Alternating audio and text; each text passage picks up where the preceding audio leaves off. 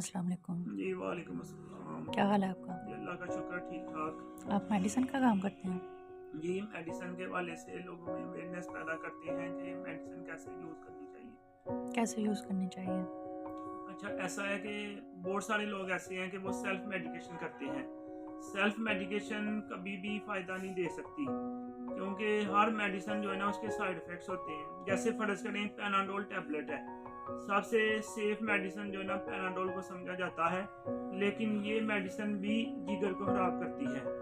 वो पेशेंट जिन्हें जिगर का कोई मसला हो, उनमें ये इनकी इसकी कंट्राइंडिकेशन है, मतलब उसको नहीं देनी चाहिए। इसके अलावा जितनी भी मेडिसिन है उसके साइड इफ़ेक्ट्स इससे ज़्यादा हैं। अच्छा, तो जैसे हम ब्लड प्रेशर की मेडिसिन यूज़ करते हैं, तो हमें हाई ब्लड प्रेशर में मेडिसिन नहीं यूज़ करनी चाहिए? ठीक है, सबसे पहले ये है कि जो ब्लड प्रेशर हमारा हाई होता है ना, ये कोई डिज़ीज़ नहीं है। बहुत सारे लोग ब्लड प्रेशर को, या मेडिकल के जो प्रोफेशन में लोग हैं, वो तो इतना नहीं, लेकिन लोगों के अंदर ये ट्रेंड पाया जाता है कि ब्लड प्रेशर एक डिजीज़ है। हालांकि ब्लड प्रेशर कोई डिजीज़ नहीं है, बल्कि ये एक सिम्टम है। इसके पीछे वजह क्या है, इसकी एटियोलॉजी क्या है, कॉज क्या है, उसे डायग्नोस करना, फिर उसके हिसाब से मेडिकेशन यूज़ करना, क्योंकि ब्लड प्रेशर किसी वजह से भी हो सकता है।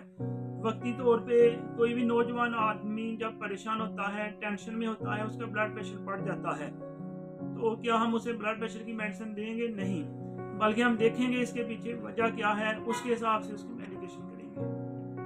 आपको मेडिकल फील्ड में कितने साल हो गए हैं ये टाइम में? मेडिकल फील्ड में मुझे तकरीबन जो है ना 15 साल के राउंड अबाउट हो चुके हैं। इस वाले से मैंने यूट्यूब चैनल भी बनाया है ताकि लोगों में अवेयरनेस पैदा हो सके।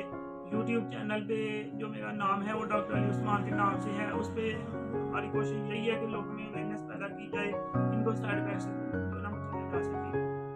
जी, सही है।